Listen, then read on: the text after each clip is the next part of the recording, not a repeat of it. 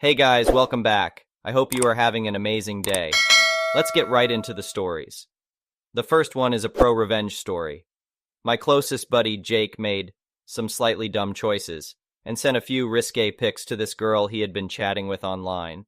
He didn't know much about her beyond her first name, Ava, her username, and that she lived somewhere out on the West Coast while he was over here in Chicago. She had mentioned coming to the city for some work thing soon, though, and they were supposed to finally meet up in person. Well, Jake got cold feet after a while and tried to back out of the whole thing with Ava. That's when this psycho chick threatened to leak his nude pics all over the internet as revenge. Now here's where it gets good. I'm a lawyer by trade. I did some digging, found her Instagram from the pics she sent Jake, and that led me to her LinkedIn with her job and everything listed. Matched right up with the company polo she had on in one of her selfies. From there, I managed to hunt down the email addresses for her boss, the HR director, PR person, you name it. I fired off a lengthy message on Jake's behalf with all the evidence. Screenshots of her threatening the revenge porn, pics tying her username to her real identity, shots of her personal vehicle's license plate that she sent to Jake, even a photo that dumbass took of her computer with her whole work calendar and confidential files pulled up that she sent to prove how busy she was. I straight up told her employer that this unhinged psychopath was not only extorting a private citizen with illegal tactics, but egregiously violating their company's policies by improperly accessing and distributing sensitive information. I made it clear that I'd be reporting her shady ass to the police out in California and filing for a restraining order since she had plans to come to Illinois soon. I even have a buddy in the U.S. Attorney's Office here who would gleefully hand it over to the FBI since this qualifies as a federal crime with her threatening someone across state lines like that. I wrap it all up saying that since I have her personal info and home address from that license plate pic, I will absolutely be getting local law enforcement involved first thing the next morning if they don't promptly fire her deranged ass. This vindictive little lunatic thought she could just hide behind some anonymous username and make criminal threats at my boy? Took me barely an hour to completely dismantle this chick's entire existence. The next one is an entitled people story. I've lived on my quiet residential street for over 15 years now. It's just a normal neighborhood with single-family homes and kids playing outside. Nothing too crazy ever happens here. That is, until a few months ago when the new homeowner association board members came into town. Let me give you a little background first. There's about 100 homes in my neighborhood and an homeowner association that's been around for decades. Most people here are members and pay their dues every year. The homeowner association maintains our little playground and landscaping around the entrance to our neighborhood. They used to host a block party every summer too. Overall, the homeowner association kept to themselves unless someone had an issue with a neighbor that they wanted addressed. But the old homeowner association board members moved away over the past couple years. That's when this new group came in and got voted onto the board. And let me tell you, they are power-hungry control freaks. As soon as they took over, they started implementing all these new rules and regulations. I'm talking things like what color you can paint your house, when you're allowed to put trash cans out, and how long your grass can be. Just ridiculous nitpicking stuff. Now, me and a few other neighbors refused to join the homeowner association from the beginning. We didn't want to pay dues or be involved in their nonsense. Our properties are on a little cul-de-sac separate from the rest of the neighborhood, so we figured the homeowner association had no jurisdiction over us. Boy, were we wrong. A few weeks ago, I started noticing one of the homeowner association board members driving around our cul-de-sac every day. He'd go super slow, stopping to write things down and take pictures with his phone. I asked him what he was doing one day.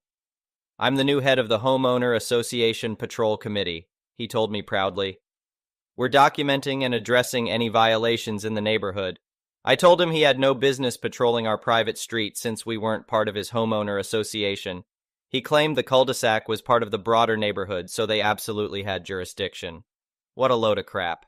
Over the next week, the patrols increased. Multiple homeowner association board members started showing up, sometimes twice a day. They'd even walk right into people's yards. I confronted them again and told them to stay off our property.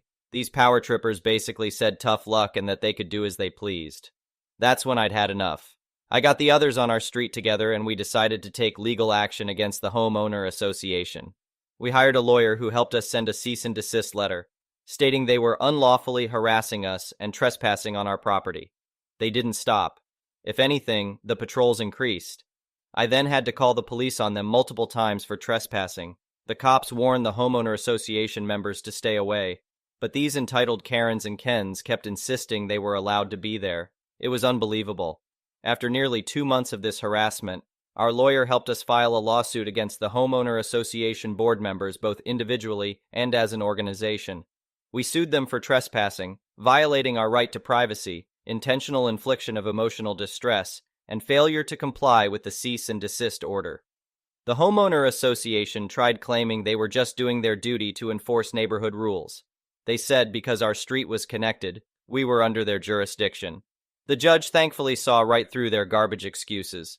He ended up ruling fully in our favor, saying the homeowner association had grossly overstepped their bounds. We were awarded a large sum of damages for all the distress caused. The judge also issued a restraining order barring the homeowner association from ever stepping foot on our properties again. If they do, he said they'll be held in contempt of court. The story got picked up by the local newspaper, and people were outraged at the homeowner association's ridiculous behavior. Many residents ended up leaving the homeowner association after this. With fewer members and the legal fees, the homeowner association struggled to stay afloat. Last I heard, they might shut down entirely. As for us cul-de-sac neighbors, we celebrated our court victory by hosting a big barbecue. No more homeowner association patrollers ruining the peace and quiet here. We can finally enjoy our properties without fear of those power-hungry bullies. This experience brought us closer together too. So in the end, we taught those entitled homeowner association board members that they can't walk all over people's rights. If they want to run their little dictatorship, they can only do it in areas where people consented to join. Never mess with someone's land or privacy unprovoked. They'll end up paying big time, just like the power-tripping patrol board learned the hard way. The next one is a petty revenge story. So some background. This happened when I was 15 during the 1980s, in the months before I had to leave home due to my abusive, alcoholic father's violence. My father would on every payday drink all his wage, sometimes not coming home for days until he was broke. The not coming home part was a mixed blessing. On one hand, my mom and I didn't have to deal with his abuse. On the other hand, I was always waiting for his footfall on the veranda, thus heralding his return home, and then it would start. Consequently, we were always struggling financially, with Mum's wage as a teacher barely covering the mortgage and living costs. I was expected to do very well at school, so I couldn't get an after-school job. Consequently, I never had money to buy the one thing that kept me sane: hardcore punk music. I would play music while I studied and to channel all that angst and rage. The music was sourced from mixed tapes my mates would make for me. I have to say, even to this day, music, like the Dead Kennedys, gets me through tough times. I digress, so now to the petty revenge. The revenge started when one day I noticed my dad had come home dead drunk and placed his wallet and cash on top of a wall unit in the lounge room before he went to bed. I could see loose $20 and even a $50, lobsters and a pineapple. Australian slang, since the currency is colored and easily identified. That's when my plan started to form in my mind. Come the following payday, my dad did the same thing with his cash, so I kicked my plan into action. That morning, before he awoke, I pushed a $20 and a $50 off the top and down the back between the wall unit and wall. I had to be super cautious because if he caught on, I would have coped a hiding. So, 1. I left behind some cash, not taking it all. 2. I waited a few days before taking the cash I had hid. This was so that if he came at me, I could plead ignorance. I could go up to the wall unit and point out he must have accidentally knocked the cash behind the unit, being so drunk. Lo and behold, a few days later the cash was still there, and Dad was none the wiser. My assumption he is too drunk to notice missing cash was correct. I retrieved the cash. I slipped the $50 into Mum's wallet and kept the $20 with the anticipation that I could get some new vinyl. We are talking the late 80s here. How sweet that purchase of new music was. This game went on for a few months before I found him tearing up my room one day. He found nothing, as I had my hiding spot. He had nothing on me. But the game was up.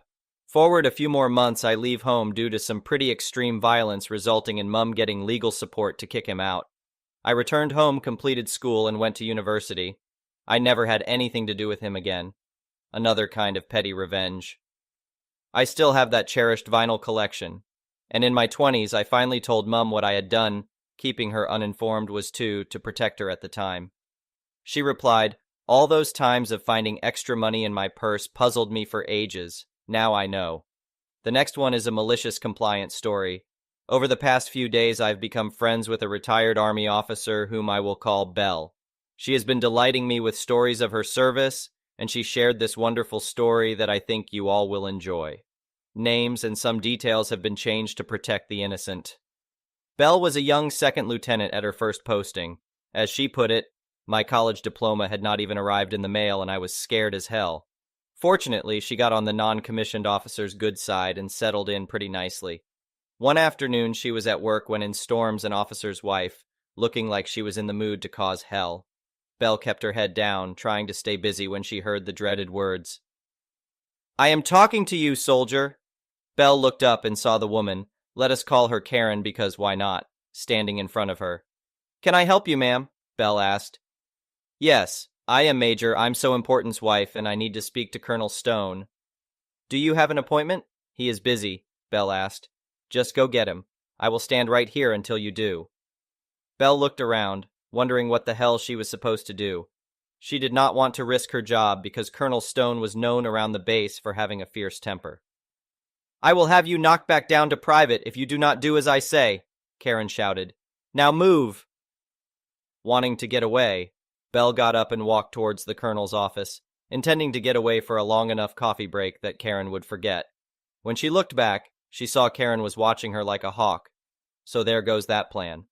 Colonel Stone's door was closed and Belle knocked on the door. "Yes?" Colonel Stone barked. "Sir, it is Second Lieutenant Belle Smith," she said. "Come in." Belle opened the door, did the customary salute, and he immediately noticed how nervous she was. "What is it?" "Major, I'm so important's wife is here and she wants to speak to you," Belle said, her voice squeaking. "Does she have an appointment?" "She just said to go get you and she would not leave until you saw her." "I see. Did she threaten to knock you down to private?" "She did." Colonel Stone nodded and then said in a voice that scared Belle, "Send her in." Belle saluted and then went back to Karen. Karen looked absolutely smug. "He will see you now," Belle said. "See? Now that was not so hard, was it?" Karen said, strolling over to the colonel's office. At this point, a first sergeant named Sanders comes in. He just sits down and as the office door closes, he counts down in a low voice, 3, 2, 1. "What the hell were you thinking?" Colonel Stone shouted. For a good 5 minutes, he proceeded to tear Karen a new one, telling her that she is not permitted to wear her husband's rank, and that if she tries pulling anything like that ever again, her husband will be busted down to private faster than he could sneeze. Karen left the office like a bat out of hell, white as a sheet and quaking. Belle never saw her again, but she and the major got divorced shortly afterward. According to Belle, he realized what a liability she would be to his career.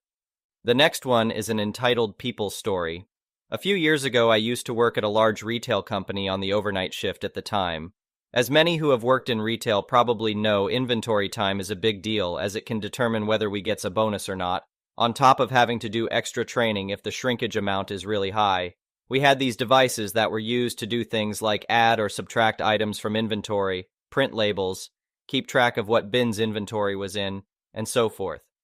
Well, this one particular store, the department managers had talked the store manager into allowing them to store these devices in their lockers at the end of their shifts, which means no one else on any shift could use them, except in one department that needed the device to assist customers. About 4 weeks prior to inventory, I asked the co-manager to have these devices left for us so that we can start getting the back rooms ready for inventory, which means getting labels on all the boxes, and then the amount that is in each box, and if there is a row of the same item to put the correct amount for all the items of that particular item on the label. Day shift wouldn't do this because they were always too busy. For the next 2 weeks, we were never left any of these devices to get the back rooms completed. This will have been my 8th or 9th inventory, so I know that come inventory time, if the back rooms aren't done, it is always blamed on the overnight manager. So I spent my 2 days off, and bear in mind I'm salary so I don't get paid for this time, at work getting the back stock room completed. This was about 20 extra hours of unpaid time. I had come in early enough both shifts to be sure to get one of these devices before they were locked away in their lockers. My co-manager had seen me doing this when he came in the first morning, and he asked me why I was there, being it was my night off. I told him that since my numerous requests to have the devices available for us hadn't been done, I was there to get the bins in order. I figured when I came back for my next shift after my 2 unpaid nights that we would have some of these devices available for us to keep up on any leftover stock that needed to be put away in the bins. I was wrong. When I came in and seen that there were none left for us, to say I was pissed is putting it lightly. All that time spent, unpaid, and these department managers still think these devices should be kept to themselves. So I went to the HR office and got the locker binder. In this binder is the combination to all the padlocks on each locker. I also grabbed a flashlight and began going through every locker that was assigned to a department manager, and if I saw one of the devices in the locker, I opened it and took out the device. Luckily, the area had cameras, so it was easy to see what I took out of a locker. I found every device we had, put them in a shopping cart, and handed them out to the associates. Each one had a huge smile on their face and told me thanks. Around 6 a.m., I had the associates bring the devices back and put them in another shopping cart, because the last hour of the shift is spent cleaning up and zoning the aisle, meaning making all the product on the shelves look straight. Then I waited for the department managers to come in. They started trickling in around 6:45 a.m., and when they had seen the devices sitting in a shopping cart, well, you would have thought that someone had just taken their firstborns from them. Generally, what happens with me is the co-manager comes to the assistant's office. I get up and go walk the floor with him to see if there was anything I had missed or whatever. This morning, however, when he came to the office, I went to get up and he basically said, "Hold on, the store manager wants to talk to me first." I asked, "Am I in trouble?" He said, "Don't know, but I'll let you know." So I waited a bit until he came and got me and we started on our walk. I asked him if I was in trouble and pled my case about having asked for the devices for the last 2 weeks and got nothing. He said no, but if I decide to do this type of thing again, to at least warn him first. I had heard from some of the other assistant managers before I left that some of the department managers were really pissed and said I should be coached because how dare I go through their lockers.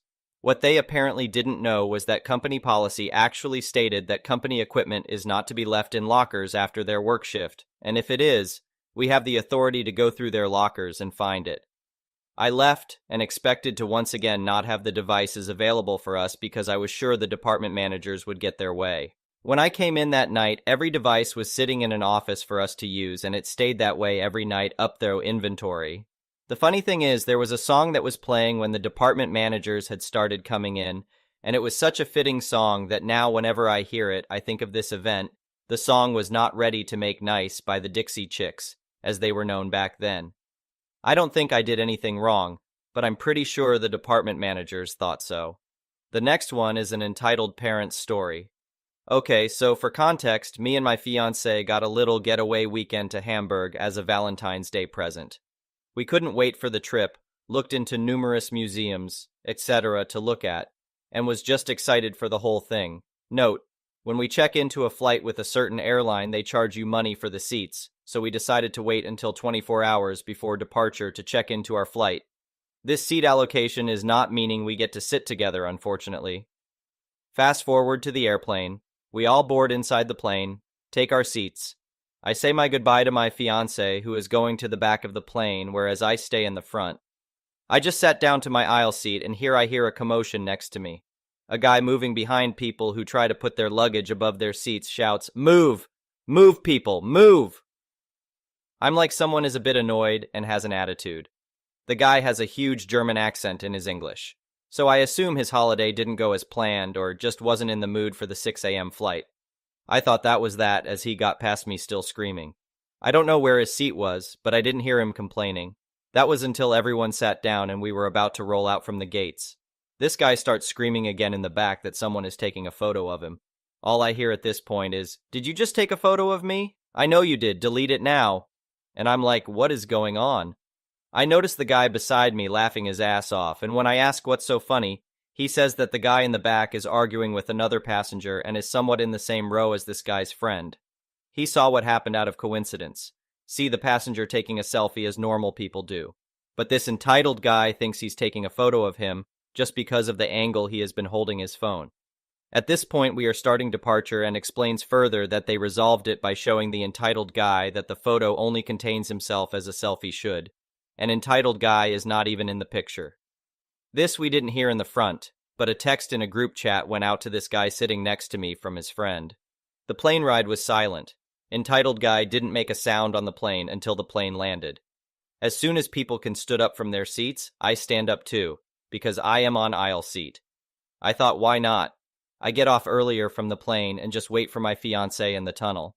I notice that we only depart from the front of the plane. The entry of entitled guy again goes with the same line he entered this story. Move, people, move! Right behind me. Me watching too many Charlotte Dobre. I love you, Charlotte. The petty queen. A petty revenge formed in my head that I am still proud of until this day. Entitled guy arrives behind me repeating his line. Note the door is not even open yet. We just wait with our luggage to get off. A guy in green sweater in front of me turns around and goes off on entitled guy that he is not going to allow him to order him around. He will get off this plane when he wants to, and not because he orders so, and he has to wait. Entitled guy replies, why don't he sit down and let him through so he can go? Guy replies he is not sitting down. He doesn't want to, and stop trying to order him around. He won't tolerate it. Period. This guy behind me just fuming at this point. I see the crew opening the front door and they let 5 people off the plane, including green sweater guy, this way clearing the way in front of me. I stay in my place and let people from my row out to take their own luggage out from above and take other belongings. Entitled guy behind me take this as key to shout behind me a, seriously? But I take it with pride and a huge smile on my face. I let another woman ahead of me who is less confrontational, and as soon as she take out her bag, moves behind another seat to get ready to leave the plane. I say enough punishment for entitled guy, so I start moving forward. However, at the front of the plane, I get stopped by cabin crew to equal the balance to the end of the plane. Entitled guy shouts, why are we stopped? Go! Cabin crew try to explain this guy, but he doesn't seem to care, he just wants the cabin crew to let him off. They still trying to make reason with him for a few minutes, then as soon as the balance is good, they let us through. Entitled guy darts past me, visibly fuming as I see steam coming out of his ears. I knew I made the right decision. A couple people thanked me on the plane, mainly for the entertainment. I will never forget this experience and always remember to be petty to people who deserve it. Thank you for watching. I would really appreciate it if you could like the video and subscribe to our channel if you haven't already.